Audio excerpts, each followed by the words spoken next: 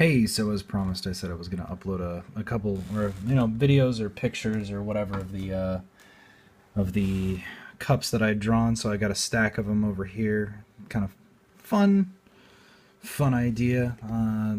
When there's nothing to do at work or long calls or whatever I'm doing, I just want to listen, but also let my mind wander. Keeps me focused on the project at hand, and I get to work on just I wouldn't call it art, but some people do. It's not really down to personal preference.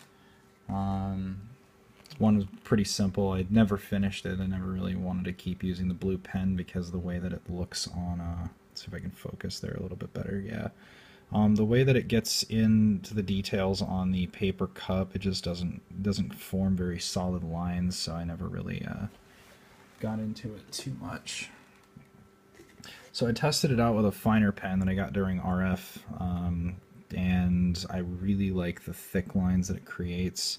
It doesn't bleed too much, and it has a very fine point on it, so I'm able to have a lot of fun with that. And check out this cool dude right here, the floating top hat. What a swell guy. I guess I drew a bird dinosaur. I don't know. Just letting the mind wander. So once again, playing with that thin pen, we get into more, let's say, angular, very rigid edges. Made a couple of curves there, turned into tentacles and other assorted views, but I like the way this one turned out because it's very full. It utilizes almost the whole cup. This one was about 2 hours here of just having fun with it.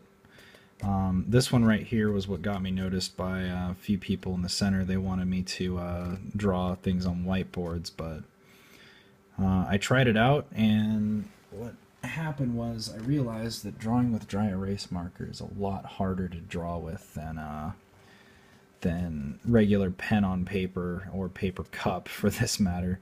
I wanted to make a cityscape, and I don't know, have something that's fallen out here. The thing about this dot right here, I wanted to see how long it would take for this to bleed through, so I let the pen, I just drew it in a circle for 30 seconds, and it finally came through, but not too bad. It just, these cups are pretty good for paper cups, you know. They're fine quality. No, but one that I never really finished. Maybe it is finished. This one, this is the only detail on it. And once again, really liked the way that it turned out. It felt completed, so I never changed it, edited it, or added any more. But I found a more of a divine interest in perspective, so I wanted to play around with angles and edges where they don't necessarily line up, make a couple of illusions, but still trying to utilize as much of the cup as possible. This one came out just a little bit sloppy, but I can't complain. These are still experiments. I don't know what I really want to do with these designs or what have you. They're more just for fun than anything else. But I really do enjoy the way that they turn out, because once they're done, I can just stack them up on my desk and start on the next one. Another kind of cityscape-ish one, but more, there's the sun, there's a cloud. Just trying to throw as many ideas and designs that I can on the board as possible. Have things in the foreground versus the background where things wrap around. It's nice. And then coming up to the last two, some of my favorites.